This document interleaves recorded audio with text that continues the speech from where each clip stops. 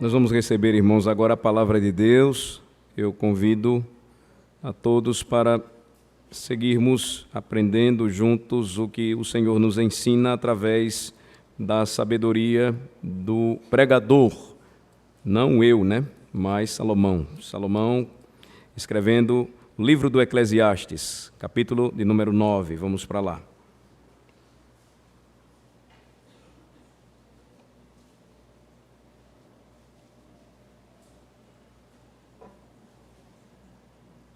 Agora nós vamos ver versículos de 11 a 18, encerrando então o capítulo 9. Eclesiastes, capítulo 9, versículo de 11 a 18. Peço a atenção dos irmãos para a leitura da palavra do Senhor.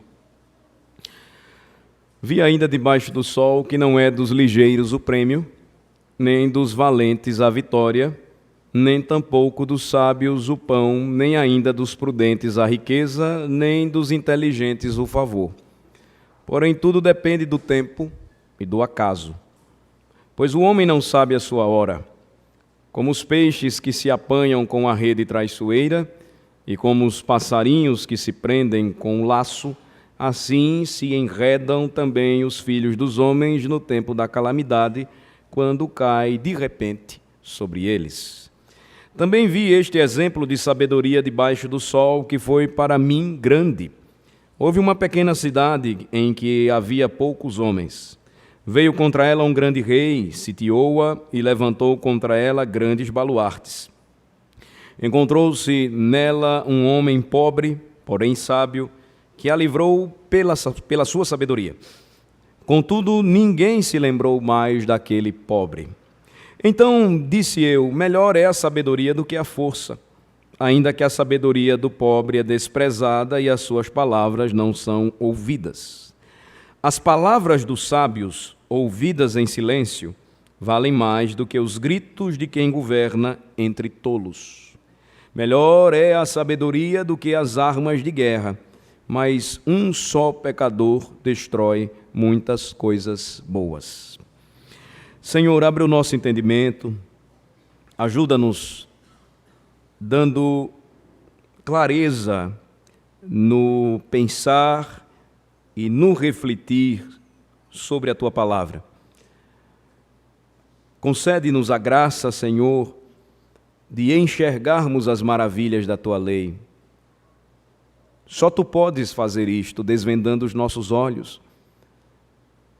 Só Tu podes aquecer o nosso coração de maneira tal que possamos, nós, pobres pecadores limitados, quando lermos a Tua palavra, entendermos que ela, sim, ainda hoje faz sentido para a nossa vida, porque é a verdade, porque é a palavra da salvação, porque é a palavra de sabedoria. Ajuda-nos, ó Senhor, nesta hora, este momento tão importante do culto, quando agora nos calamos e assentados desejamos ouvir-te falar. Em nome de Jesus pedimos isto, porque sabemos que se não for o Senhor, nós não temos condições nem capacidade para pregar ou para ouvir e atender a mensagem. Por isso pedimos isto, Senhor, no nome de Jesus. Amém. Nós temos então aqui, a partir do versículo 11, Salomão, o pregador de Israel, o sábio rei de Israel, dando continuidade à sua observação acerca da vida debaixo do sol. E agora nós chegamos num momento importante do livro, ou do fechamento do capítulo de número 9. Se pudéssemos apresentar um resumo inicial do que Salomão vai tratar aqui conosco nesta noite, poderíamos dizer o seguinte: você nunca sabe o que vai acontecer. Você nunca sabe o que vem depois. Você nunca sabe o que acontecerá a seguir na história da sua vida. O desastre pode vir a qualquer momento.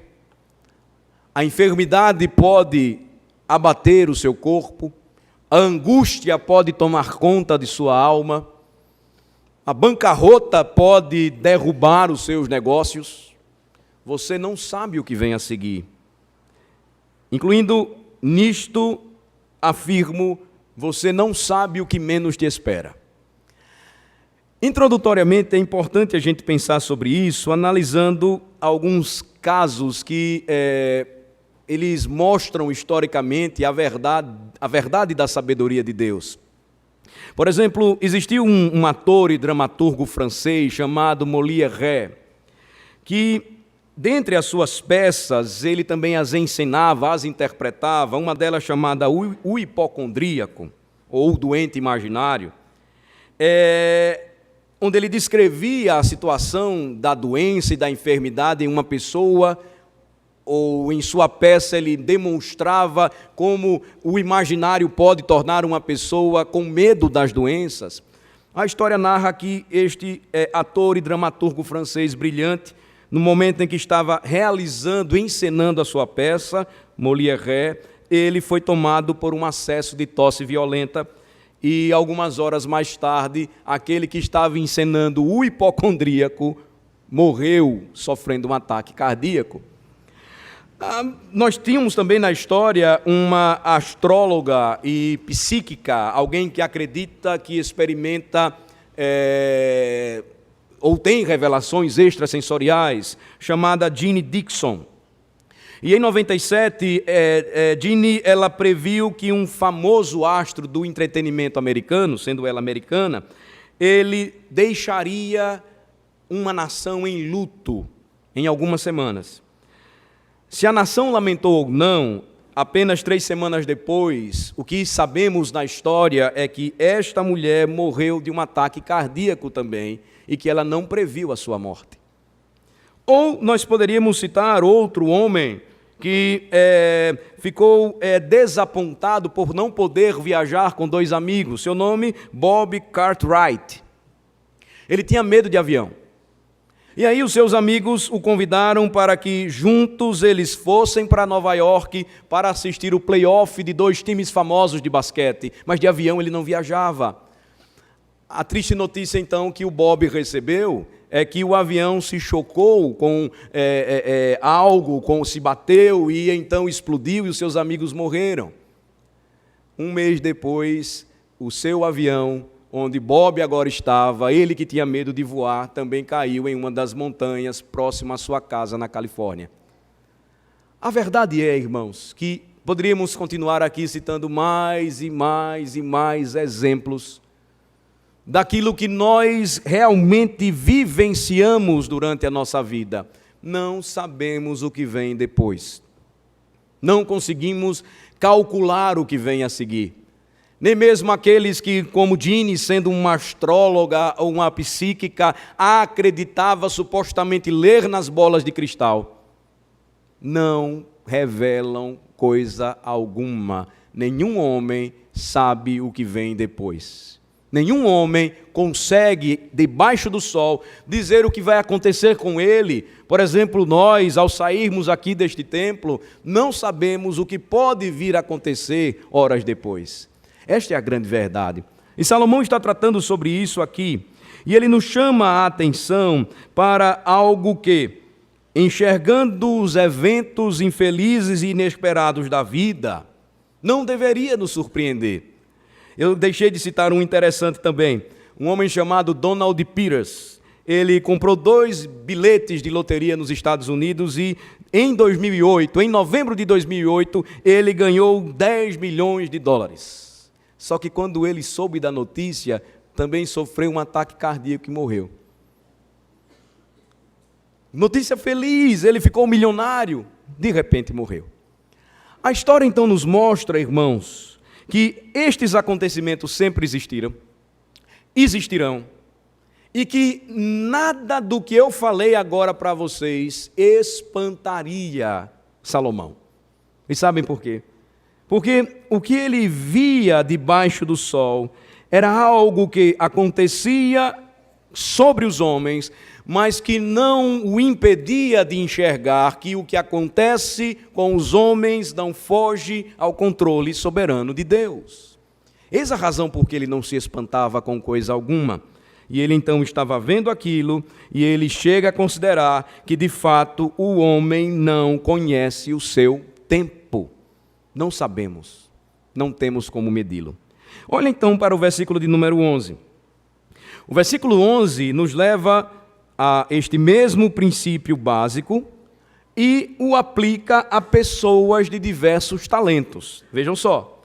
Vi ainda debaixo do sol que não é dos ligeiros o prêmio, nem dos valentes a vitória, nem tampouco dos sábios o pão, nem ainda dos prudentes a riqueza, nem dos inteligentes o favor, porém tudo depende do tempo e do acaso. Velocidade, inteligência, sabedoria, nada disso muda a situação dos homens. É lei do engano você acreditar que a sua inteligência pode mudar o mundo. Quem muda o mundo é apenas uma pessoa, e esta se chama Deus. A sua velocidade pode não mudar a sua situação. Eu posso usar aqui 2 exemplos básicos para vocês, falando sobre este tema aqui, velocidade. Por exemplo, a fábula tão conhecida da tartaruga e da lebre. Quem era mais veloz e quem venceu a corrida? Todo mundo sabe disso. Você já contou isso para o seu filho. Se você não contou, tem que contar. E o que a Bíblia diz a respeito dessa história? Vejam só, existia um homem, guerreiro veloz, competente em batalhas, que não conseguiu derrotar um outro guerreiro mais cansado, experiente, mas que não tinha mais o mesmo vigor e força. Eu não sei se vocês lembram desta passagem, eu queria chamar vocês para o 2º livro de Samuel. O nome deste guerreiro, Azael. Vamos para o 2º livro de Samuel, capítulo 2. Vejam só que interessante. Davi, no capítulo 2, foi aclamado rei de Judá, mas Abner, ele não concorda com isso e fez de Isbosete rei de Israel. Então, Davi é vitorioso nesta batalha e Abner, não consegue vencer e transformar aquele que ele queria rei de Israel, Isbosete. No capítulo 2, então, existe uma menção interessante. Quando Abner ele perde, ele parte em retirada, ele foge e o persegue um jovem guerreiro chamado Azael. No versículo de número 18 diz assim, ou o versículo de número 17 em diante. Seguiu-se crua peleja naquele dia. Então, o dia foi um dia de peleja dura, crua, ou seja, muito sangue foi derramado. Porém, Abner e os homens de Israel foram derrotados diante dos homens de Davi. Abner, comandante, poderoso, perdeu. Estavam ali os 3 filhos de Zeruia, Joabe, Abisai e Azael. Azael era ligeiro de pés, como gazela selvagem. Então, ele era um corredor nato. Isso era vantajoso num exército, quando se perseguia inimigos ou quando se batalhava, velocidade. Então, Azael perseguiu a Abner, versículo 19, e na sua perseguição, ele não se desviou nem para a direita, nem para a esquerda. Ele foi ao encalço de Abner. Então olhou Abner para trás e perguntou, és tu, Azael? Ele respondeu, eu mesmo. Isso aí eles estavam fugindo, ou correndo, um perseguindo o outro. Então lhe disse Abner, desvia-te para a direita ou para a esquerda, lança a mão de um dos moços e toma-lhe a armadura. Porém, Azael não quis apartar-se dele. Azael estava confiante, mais ligeiro, rápido. Abner diz, olha, pega qualquer um desses soldados aí, não vem para cá não. E ele disse, não, eu vou atrás de você. Vejam a resposta de Abner, versículo,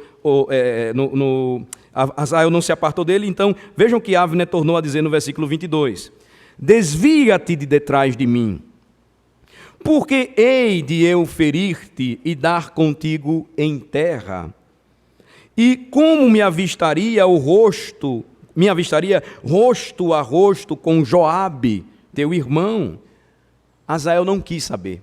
Ele continuou, ele se recusou, e no versículo 23 diz então que ele foi ferido e morto. Porém, recusando-se ele desviar-se, Abner o feriu no abdômen com a extremidade inferior da lança que lhe saiu por detrás.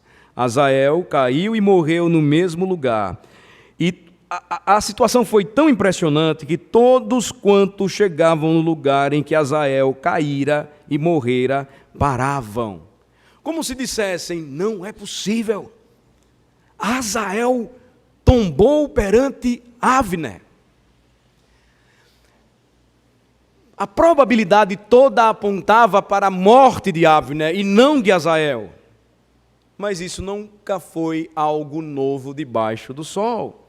Salomão mesmo viu que não é dos ligeiros o prêmio.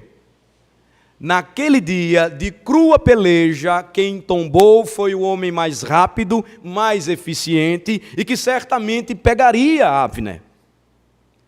Mas Salomão também diz, e vocês podem voltar comigo para Eclesiastes 9, que também dos valentes não é a vitória.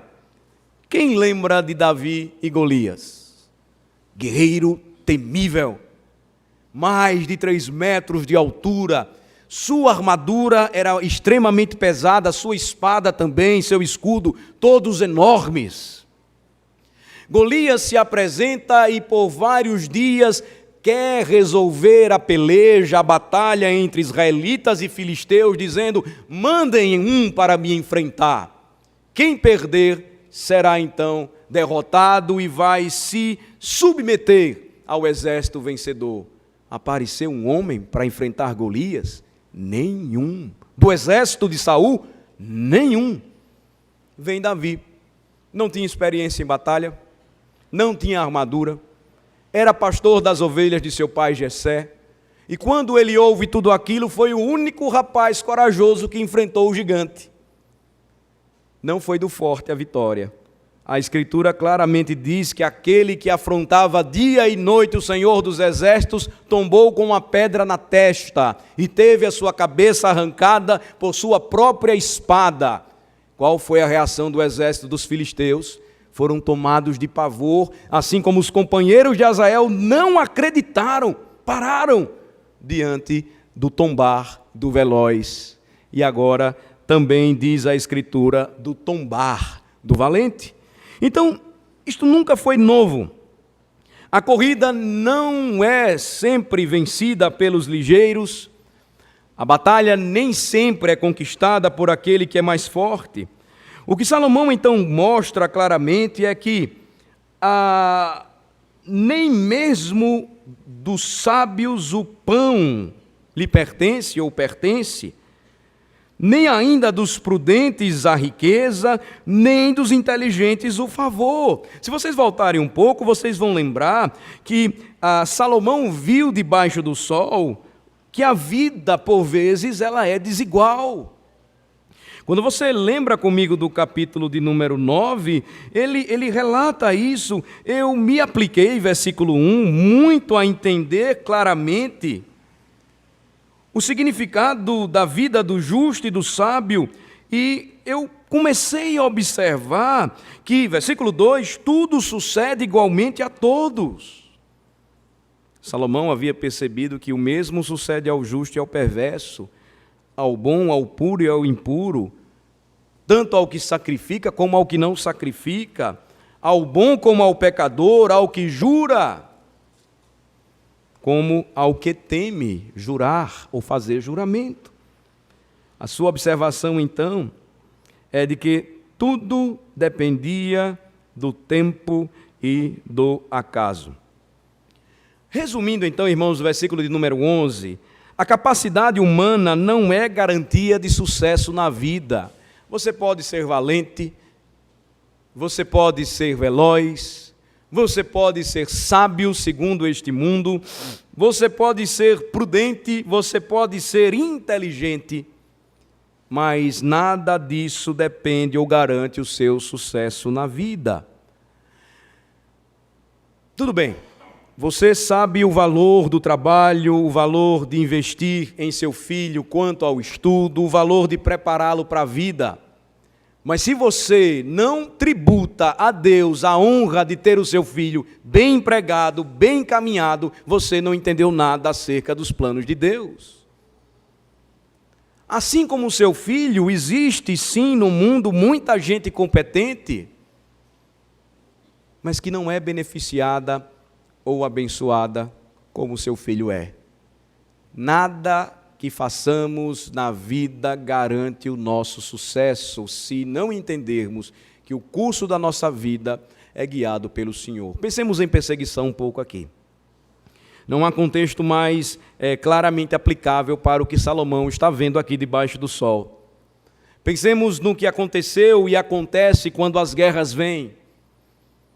Quantos cristãos hoje, e eu não sei se você já parou um pouco para pesquisar sobre isso, quando são entrevistados, eu era professora de inglês na escola, eu era engenheiro, eu era fazendeiro, eu era comerciante, falando de Síria e Iraque, o Estado Islâmico veio, destruiu tudo, matou minha família, hoje eu não sou nada, eu tenho toda essa capacidade e estou passando frio e fome.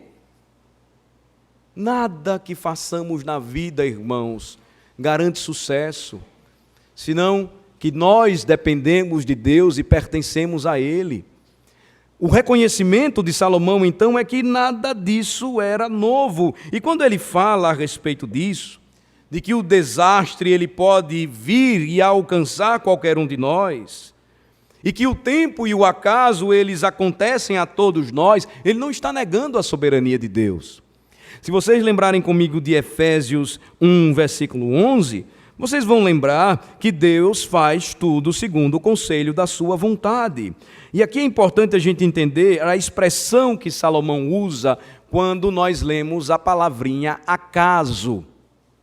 Deixe mostrar para vocês primeiramente Efésios 1, 11, e depois a gente volta para lá e eu vou explicar para vocês estas expressões em Eclesiastes. Efésios 1, versículo 11. Vamos ler juntos. Nele, digo, no qual fomos também feitos herança, predestinados segundo o propósito daquele que faz todas as coisas, conforme o conselho da sua vontade. Salomão não nega, e nós sabemos disso tanto no Eclesiastes, como encontramos na Escritura, a soberania de Deus. Não. Ele sabe que tudo está sob a sábia providência, sobre o sábio governo, ou sob o sábio governo do Senhor. O que acontece na vida, Salomão tinha consciência, não é algo arbitrário, não é algo que vive e ocorre de uma forma livre e solta, longe de Deus. Não. Tudo depende do tempo e do acaso. É uma expressão que diz que tudo depende daquele que controla de fato e dirige as circunstâncias. A expressão tempo e acaso apontam para o que regularmente vivemos e aquilo que sofremos, como por exemplo as calamidades ou as desgraças. A palavra acaso, nós vamos notar, ela está muito mais ligada a este contexto. Ou seja, não algo que repentinamente, sem nenhum controle, arbitrariamente acontece. Não, tudo é guiado pelo curso soberano e providencial de Deus. Mas o que Salomão tenta mostrar para nós é que nós, seres humanos, homens e mulheres, não conseguimos controlar o que acontece no tempo. Não conseguimos controlar o acaso quando as desgraças nos sobrevêm, quando os problemas caem sobre nós. E ele então prossegue e diz no versículo de número 12. Ele diz que a nossa perspectiva ainda encontra mais outro problema. É que nós não sabemos necessariamente o que Deus ele está fazendo. A mão de Deus, o que Ele tem para nós podemos perceber e entender de uma forma mais ampla, mas nós sabemos que os mínimos detalhes da nossa história, tecidos pelo tecelão da vida chamado Deus, não estão em nosso alcance. Nós não temos o poder de prever as coisas, de enxergar o futuro. Versículo 12 nos mostra claramente isso, quando Salomão nos diz: pois o homem não sabe a sua hora. Essa é uma verdade, irmãos, tão clara e experimental na vida dos homens, que ninguém deveria duvidar. O homem não sabe a sua hora, e eis a razão porque nem sempre dos ligeiros é o prêmio, dos valentes a vitória, dos sábios o pão, dos inteligentes o favor, porque nada depende do seu controle. O homem não pode fazer isso. Ele não sabe sequer a sua hora. O versículo 12 ele continua e diz: como os peixes que se apanham com a rede traiçoeira, e como os passarinhos que se prendem com um laço, assim se enredam também os filhos dos homens no tempo da calamidade. É a mesma expressão que no final do versículo 11 traduz a palavrinha acaso, que aponta para esse tempo de calamidade. E assim como os peixes que se soubessem o que vai acontecer com o aproximar das redes, fugiriam, que os passarinhos que são enlaçados também, se soubessem, voariam, assim são os filhos dos homens, que se enredam também no tempo da calamidade, e vem a expressão, quando cai de repente sobre eles. Tal expressão demonstra como os acontecimentos da nossa vida não podem ser controlados. Notem, Salomão não está falando de ser prudente e sábio, de investir corretamente os seus recursos, por exemplo, de cuidar da sua saúde. Eu não sei se vocês lembram que anos atrás, um homem aqui de determinada posição, ele cuidava bastante da sua saúde, ele era jovem, uns 30 e poucos anos de idade, e saudável, corretíssimo em todos os seus exames, correndo aqui na beira-mar, como sempre fazia, de repente, infarto fulminante e morreu. O que Salomão está mostrando aqui é que o tempo da calamidade não pode ser previsto por nós, ou seja, eu posso planejar e devo fazer isso, mas não posso agir de maneira insensata e tola como os cristãos estavam fazendo nos dias do apóstolo Tiago. Vamos para lá. Tiago, capítulo de número 4.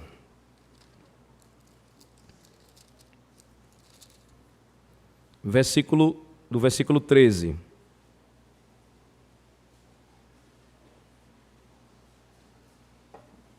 Então, temos aqui Tiago capítulo 4, versículo 13.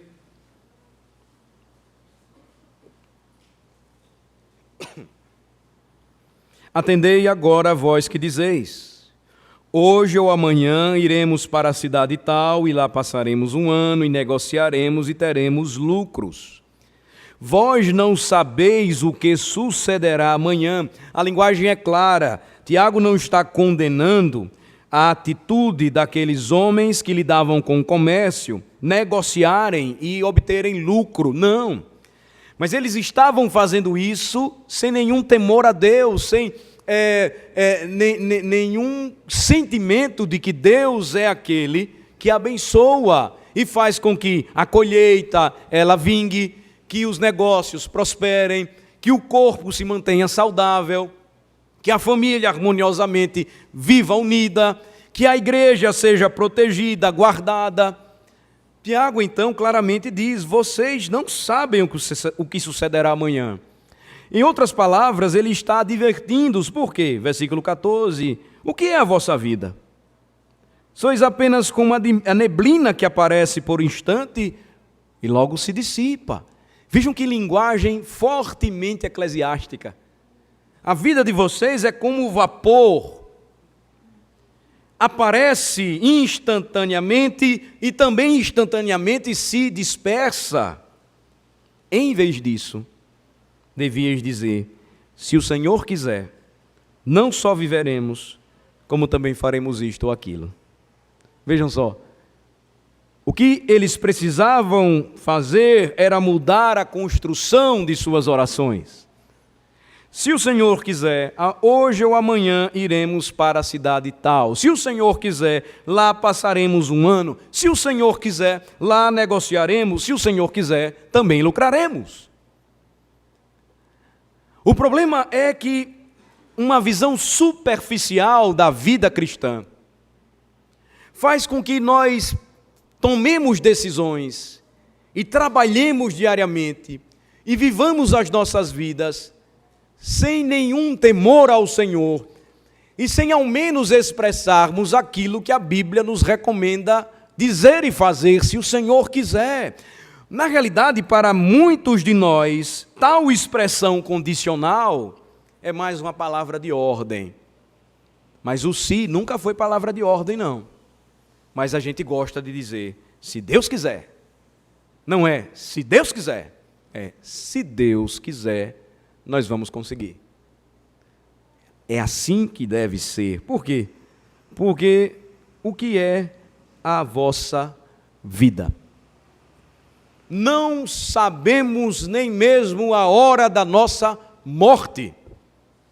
Isso deveria trazer um temor tão grande a nós, despertar em nós uma consciência tão séria de que não podemos dar um passo sequer sem o consentimento divino, que provocaria em nossas próprias vidas profundo temor ao Senhor. Tiago diz: agora, entretanto, ou seja, ao invés de vocês dizerem isso, vos jactais das vossas arrogantes pretensões, ou seja, vocês se orgulham por demais de suas pretensões arrogantes. Tiago completa: toda jactância semelhante a essa é maligna. E sabem por quê? Porque quem vive assim, sem confiar e depender da graça de Deus, quem realiza e negocia e investe sem o temor devido ao Senhor, nunca irá se preocupar com o seu próximo.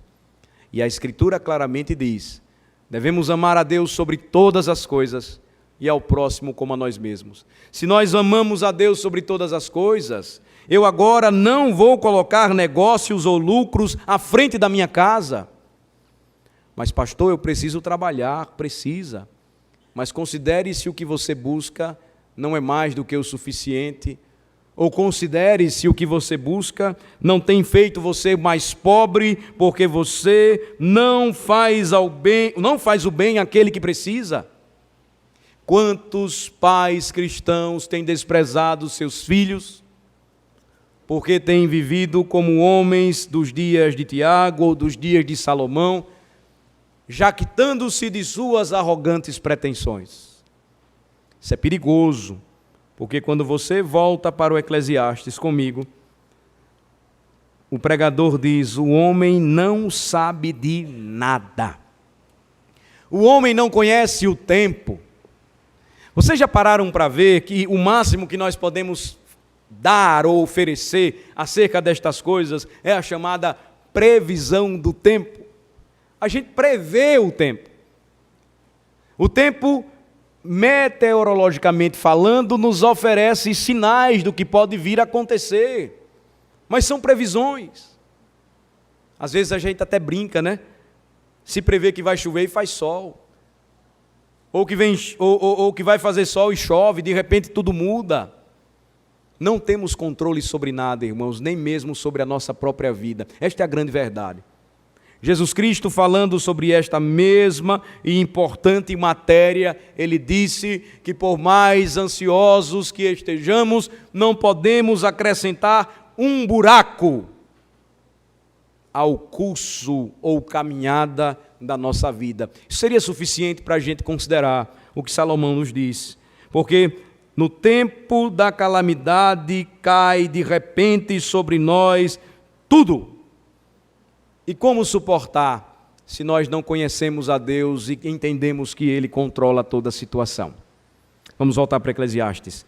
O pregador, então, ilustrando esta verdade, mostrando, por exemplo, os animais que caem nas nossas redes e se enredam em nossos laços, mostra que assim acontece também com os homens. Assim somos nós, seres humanos. Quando os tsunamis da vida, eles vêm contra nós, nós não temos controle sobre a situação, ficamos extremamente desesperados. Esta é a grande realidade. Então, a vida, segundo o que Salomão nos apresenta, é imprevisível. Seus infortúnios são inevitáveis e muitas vezes nós percebemos que em sua misericórdia Deus nos diz para que esperemos o inesperado. Esta é a grande vantagem para o cristão. Se nós entendermos de uma vez por todas que não temos controle sobre o tempo, que não sabemos a nossa hora, que quando o tempo da calamidade vem e cai de repente sobre nós, tudo muda, nós estamos atentando para a grande misericórdia de Deus, que Ele nos diz aqui claramente: esperem sempre o inesperado. Quantas histórias de vida nós temos aqui, de pessoas saudáveis que de repente adoecem, ou de famílias instáveis que de repente se desestabilizam, de pessoas que caminhavam tão bem e de repente endoidam e mudam todos os seus conceitos a respeito de fé e vida com Deus e saem. Nós precisamos voltar os nossos olhos para o que nos diz o Senhor através do sábio Salomão. Quando as dificuldades vêm, mesmo quando se trata de muito de repente, não deveríamos ser surpreendidos. Não deveríamos ser pegos de surpresa, porque a palavra de Deus já nos prepara para isto.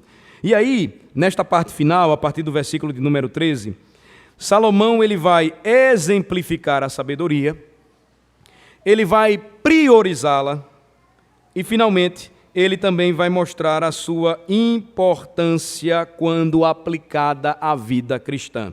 Então, primeiro ele vai exemplificar a sabedoria. Ele trata desse assunto e provoca para nós as seguintes perguntas.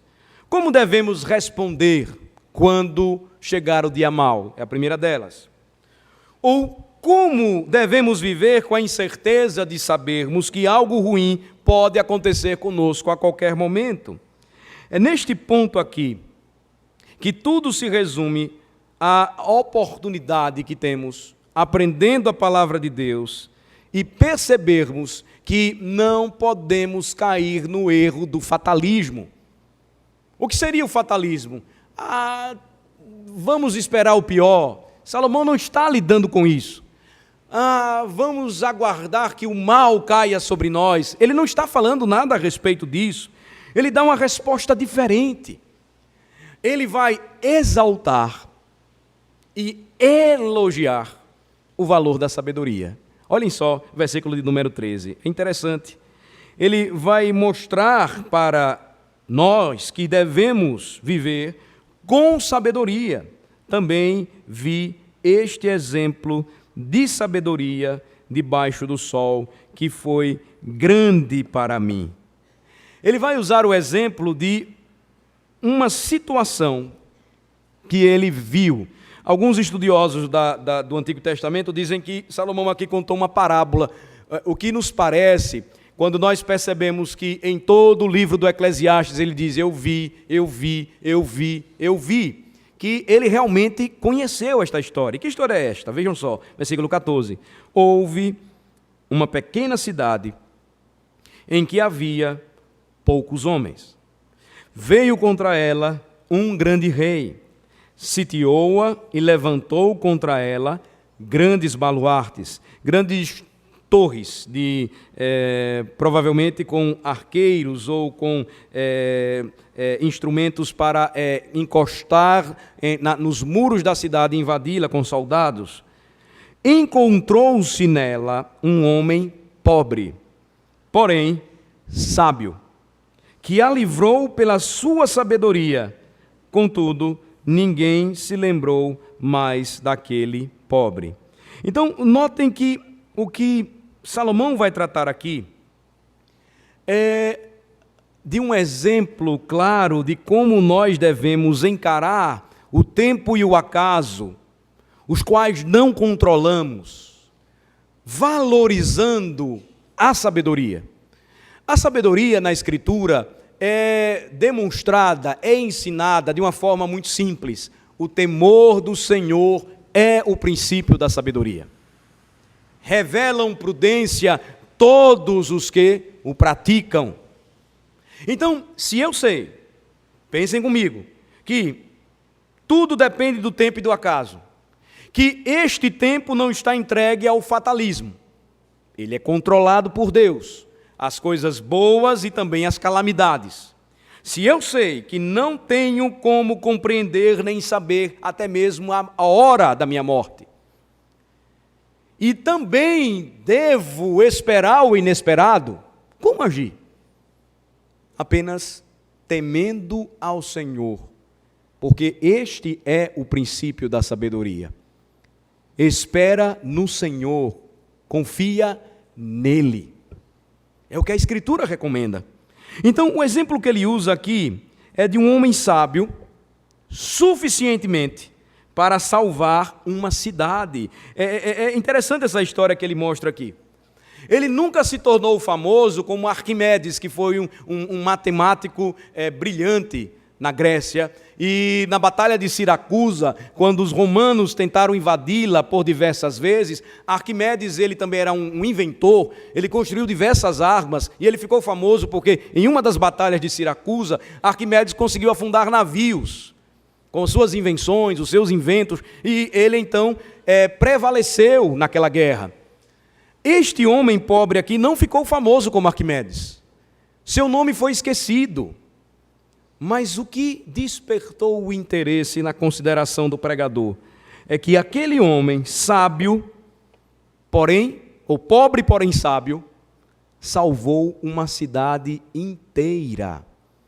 De que forma ele fez isso? Bem, o texto não é claro para nós, mas se vocês tomarem uma passagem onde Jesus Cristo fala sobre o preço do discipulado, pode nos ajudar esta passagem, ou nos dar uma visão interessante a respeito do que acontecia nas guerras. Quando Jesus Cristo diz que se alguém desejava segui-lo, e não priorizava a ele no reino, ou para segui-lo, não servia. E aí ele disse que quem faz isso seria semelhante, em um dos exemplos que Jesus conta, a um rei que saiu para uma batalha.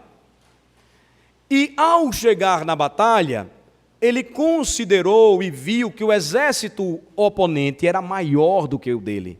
O que foi que ele fez? Mandou uma missão de paz para que a guerra não acontecesse. Os seus soldados iriam morrer. Provavelmente poderia acontecer o contrário, o valente perder, mas ele foi sábio, considerou o preço daquilo ali. Nós não sabemos então o que aconteceu aqui, mas o que nos chama a atenção é o que o pregador viu, a libertação da cidade como algo grande. Sabedoria é bem melhor do que poder. Sabedoria é muito melhor do que força, velocidade. A sabedoria aqui, então, demonstrada por Salomão nesta história, deve nos chamar a atenção. A batalha não é sempre vencida pelo mais forte. Muitos soldados morrem porque homens lideram exércitos de forma forte, mas não sábia. Salomão, então, mostra aqui que esta pequena cidade foi salva porque ela foi conduzida por um homem que depois foi esquecido. Era pobre, não tinha nenhuma relevância, mas era de grande valor aos olhos do Senhor.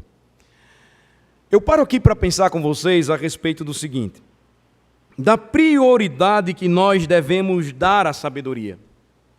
Ela está sendo exemplificada aqui para nós através dessa história, é um exemplo muito interessante, mas ela precisa ser considerada por nós nesta noite quanto à sua prioridade para a vida do crente.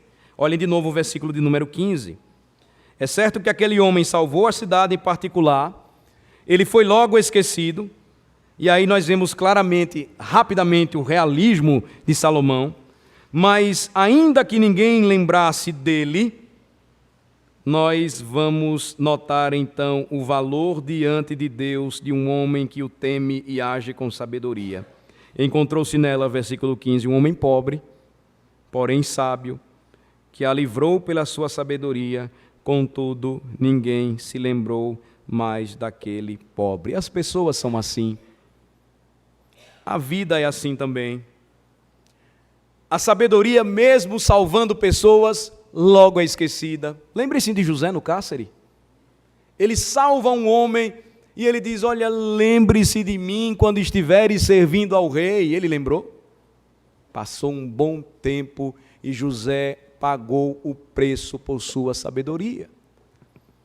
Lembrem-se de Mordecai, salvou o rei e logo foi esquecido, lembrado somente bem depois, mas o que importa para alguém que prioriza a sabedoria não é o reconhecimento dos homens, a vida é assim, as pessoas são assim. Então, irmãos, é muito mais importante para o povo de Deus buscar e viver de forma sábia, buscar e entender que a sabedoria tem as suas vantagens e que ela precisa ser priorizada, não pode ser comparada com nada neste mundo. Vou fazer um exercício de revisão aqui com os meninos que estiveram comigo no acampamento. Vamos para Provérbios capítulo 3.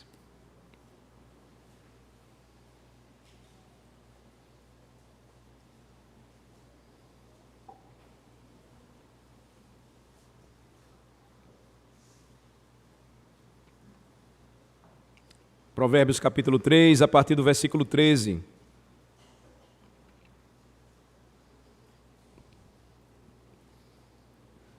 Feliz o homem que acha sabedoria, e o homem que adquire conhecimento, porque melhor é o lucro que ela dá do que o da prata, e melhor a sua renda do que o ouro mais fino. Mais preciosa é do que pérolas, e tudo o que podes desejar não é comparável a ela. O alongar-se da vida está na sua mão direita, na sua esquerda riquezas e honra. Os seus caminhos são caminhos deliciosos, e todas as suas veredas paz. É árvore de vida para os que a alcançam, e felizes são todos os que a retêm. A sabedoria deve ser priorizada, porque somente a sabedoria vai nos direcionar da maneira certa e nos mostrar quem tem o controle da situação. Quem governa o mundo em tempos de paz, mas também em tempos de guerra, em dias bons, mas também em dias de calamidade. Quem pode usar até mesmo o câncer para nos abençoar. Quem pode usar até mesmo a morte para aproximar pessoas do próprio Deus ou do próprio Cristo.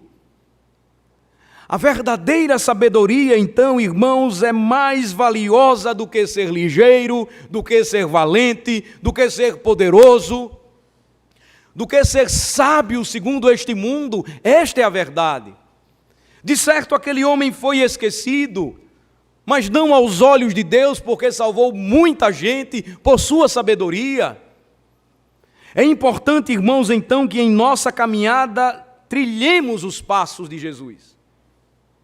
É importante, portanto, irmãos, que em nossa caminhada a sabedoria, ela seja distinguida quando nós criamos os nossos filhos, não para priorizarem o ouro desta terra, não para desejarem os valores deste mundo, não para buscarem as riquezas, por mais valiosas que sejam, porque elas se acabam. elas perecem, são corrompidas, não o tesouro celestial, que é alcançado por intermédio da verdadeira sabedoria.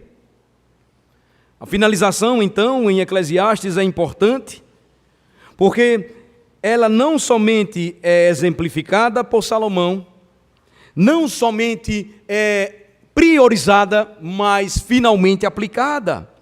Quando você volta para mim, ou comigo, para Eclesiastes, versículos 16 a 18, então disse eu, melhor é a sabedoria do que a força, ainda que a sabedoria do pobre é desprezada e as suas palavras não são ouvidas. As palavras dos sábios ouvidas em silêncio valem mais do que os gritos de quem governa entre os tolos. Isso acontece o tempo todo. Um homem tenta governar sua família, executar os seus negócios, de forma raivosa e gritante, destrói a família, divide uma igreja.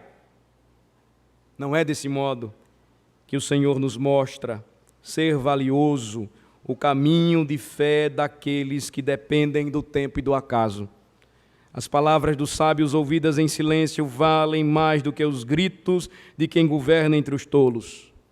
Melhor é a sabedoria do que as armas de guerra, mas um só pecador destrói muitas coisas boas. O que é que nós estamos fazendo com a nossa família? O que muitos estão fazendo com a igreja do Senhor? Governando-a sem a palavra, com altos discursos, porém tolos. O que percebemos em nosso país em tempos de crise e calamidade deveria abrir os nossos olhos para que deixemos, de uma vez por todas, de confiarmos em homens. Chega disso! É importante trilharmos o caminho da sabedoria. A sabedoria é mais valiosa do que o ouro deste mundo. A sabedoria é mais valiosa do que qualquer governo ou rei, por mais poderoso que seja, porque salva. Essa é a grande verdade. É a melhor maneira de nos conduzirmos, de buscarmos o favor e a graça do Senhor. Um homem sábio não necessita dar um monte de gritos. Um homem sábio conduz-se em sabedoria, segundo a palavra de Cristo. Os seus valores são os de Cristo. O seu governo é o de Cristo. A sua confiança está em Cristo, porque Ele é poder de Deus e sabedoria de Deus. Chega, irmãos, de gastarmos tempo tentando criar os nossos filhos para o mundo. Dizemos que estamos criando para a vida, estamos criando para a morte. Porque não estamos fazendo valer aquilo que deve ser priorizado em nós. É momento de pararmos para pensar. Convido novamente os irmãos a refletirem comigo a razão por que não conseguimos vencer momentos de desespero e de angústia que nos acometem. Vejam em Cristo a sua verdadeira humanidade. No horto do Getsêmani ele angustiou-se até a morte, mas não se desesperou. Ele foi sábio, sendo rico se fez pobre, por amor a nós, e não perdeu em nenhum momento a confiança no Pai. É assim que devemos nos portar em meio ao tempo e ao acaso, porque nós não o conhecemos. Eu finalizo aplicando para vocês o mesmo que fiz para os seus jovens, para os seus filhos, para os nossos filhos, e que temos aprendido juntos aqui às quartas-feiras, estudando o livro de Provérbios. Seria importante que você considerasse o seu tempo. Esqueça Jornal Nacional, venha para a igreja. Venha para cá, você toma café depois.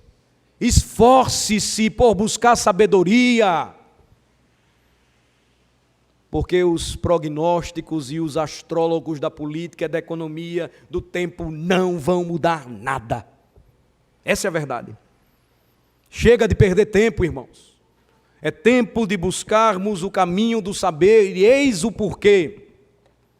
É tão importante para nós sabermos disso para vivermos corretamente debaixo do sol.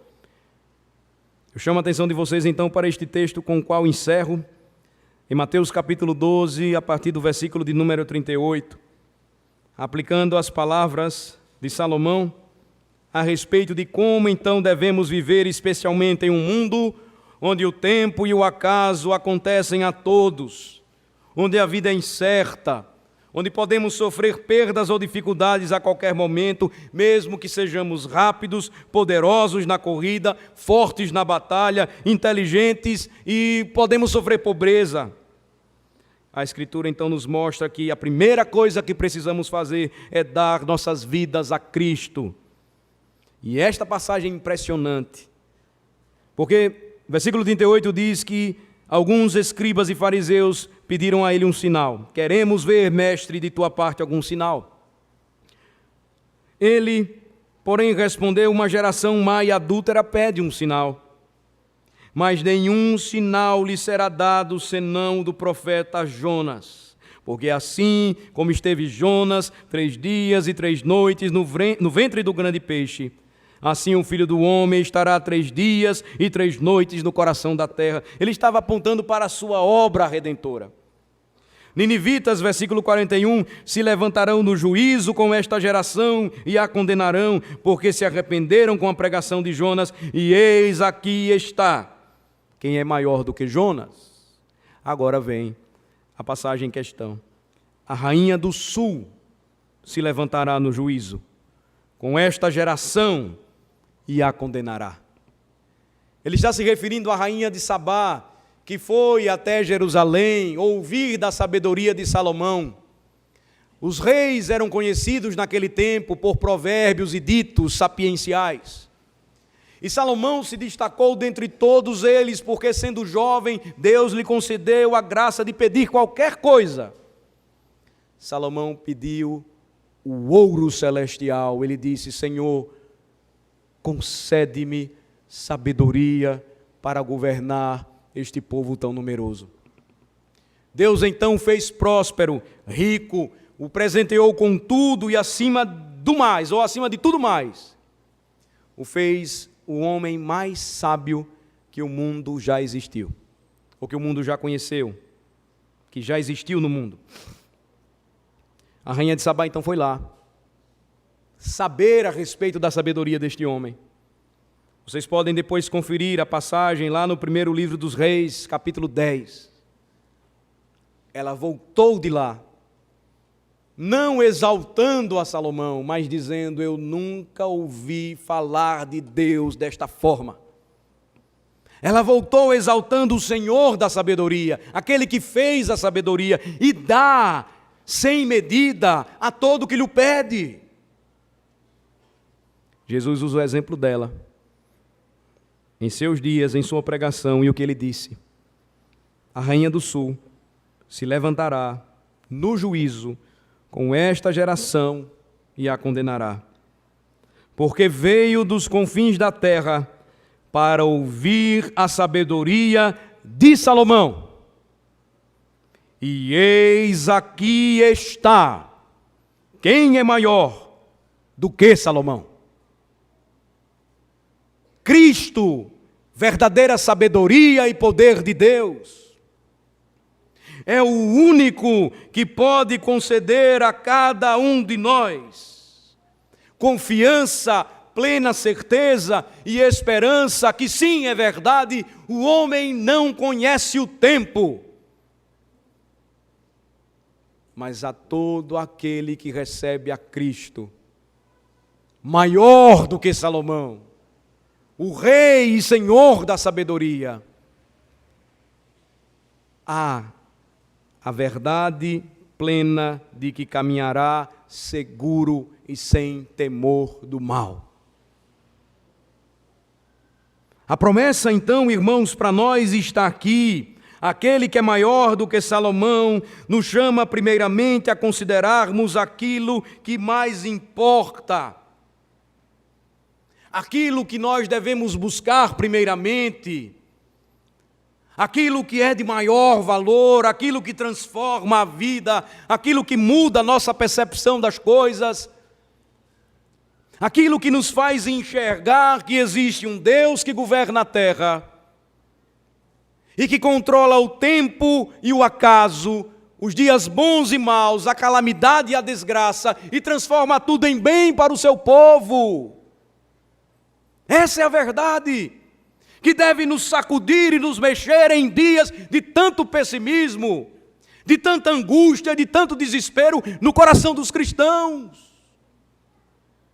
Nós já deveríamos saber disso há muito tempo. Nos preparar para o inesperado,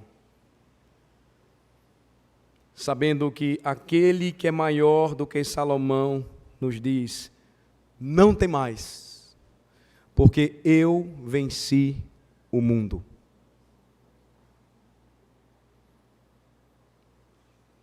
Como nós, então, podemos pensar biblicamente em nosso tempo a parte de Cristo?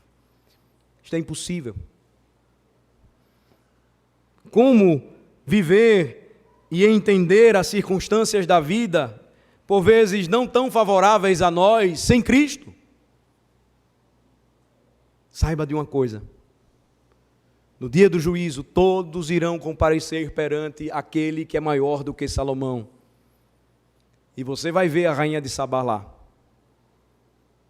Ela vai julgar aqueles que não entregaram suas vidas e corações, aquele que reina para todo sempre e que tem poder para mudar a vida do pecador. Se você tinha dúvidas de que nós iremos reconhecer pessoas nos céus, o texto é claro: você vai reconhecê-la. Assim como todos aqueles que caminham pela fé no Filho de Deus. Eu encerro então aqui apresentando aos irmãos uma lista que foi apresentada certa vez por um missionário entre muçulmanos no Oriente. Todas as vezes que ele enfrentava o inesperado do tempo e do acaso, como ele respondia? Segundo a sabedoria de Deus. Vou encerrar lendo para vocês. Aqui estava a sua relação, que caminhou com ele por um bom tempo. Quando sentia profunda opressão espiritual e assédio, lembrava do privilégio para brilhar como as estrelas na noite negra como tinta. Quando o correio, os pacotes e suas carteiras eram roubadas, o telefone era grampeado, por ele ser cristão, pregador do Evangelho, ele então anotava ao lado: grande lembrança de que nossas vidas não são nossas. Quando ele lembrava que eles já não tinham mais a conveniência de um carro, eles também consideravam que não tinham mais despesas com um carro. Quando ele considerava as condições de condução que eram muito perigosas, o tráfego era perigoso, ele pensava que Deus provia um bom sistema de transporte público para ele usar. Quando os tempos se apertavam e eram difíceis, como ele estava enfrentando em determinados momentos, ele então colocava ao lado muitas oportunidades para confiar em Deus, em espírito de oração. Quando ele abria as torneiras de sua casa para beber água com a sua família e via a água fluindo com uma cor escura de lama, ao lado ele anotava: abundante água da vida flui da minha vida. Quando ele sabia que muitos vírus agressivos e prolongados disseminavam doenças, ele nutria um espírito verdadeiramente agradecido por seu toque de cura. Quando ele se via num apartamento frio, quando estava doente e gripado, ele lembrava que o Senhor providenciava uma bebida quente, um cobertor, uma massagem gostosa de sua esposa e as orações que aqueciam o seu coração. Se formos sábios, irmãos, eu concluo, Nós vamos pedir a Deus sempre a graça de viver desta maneira, gratos pelas bênçãos que Ele tem derramado sobre nós, satisfeitos com o que nós temos, em oração sobre cada dificuldade, fiéis em fazer a obra de Deus e esperançosos quanto ao futuro, porque Ele não nos pertence, mas pertence àquele que diz: venci o mundo e estou convosco todos os dias, até a consumação do século. Vamos orar. Ó Senhor, nosso Deus e Pai,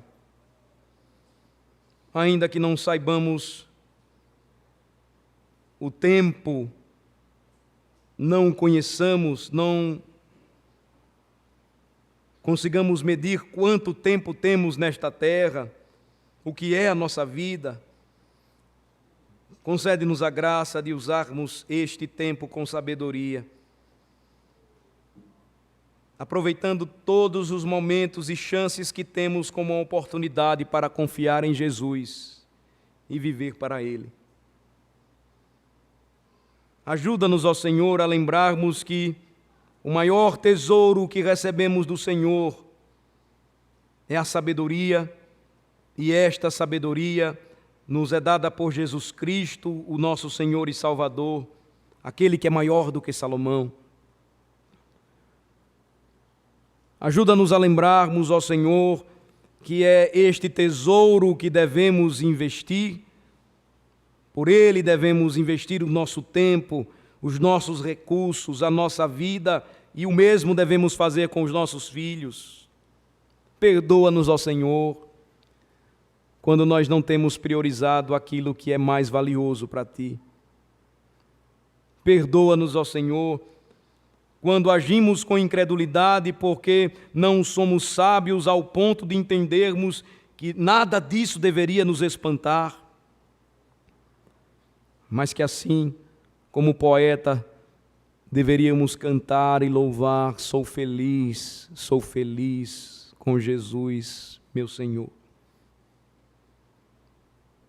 Tem misericórdia, Senhor, de nós e desperta-nos para uma busca piedosa e prática da verdadeira sabedoria, para a nossa vida, para a vida dos nossos jovens, dos nossos filhos. Transforma, ó Senhor, os corações nesta noite ainda necessitados de Cristo. Salva-os, ó Senhor, por amor ao Teu nome, e muda suas perspectivas debaixo do sol, levando-os a crer que Tu, que estás acima do sol, controla o tempo e faz com que todas as coisas concorram conjuntamente para o bem daqueles que Te amam. Em nome de Jesus oramos. Amém.